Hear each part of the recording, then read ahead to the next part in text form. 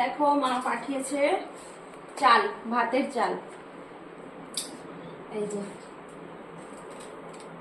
এগুলো আমাদের চাষের জমির চাল মা পাঠিয়েছে, কিন্তু এগুলো প্রচুর সরু সরু ভাত হয়। আর আর কি, এগুলো ছেলের জন্য চকলেট। আর এই যে এটা আমাদের ফুলের কত কি চালান হয়েছে, মানে ফুলের কত কি টাকা হয়েছে সেটা পাঠিয়েছে। আর এখানে দেখো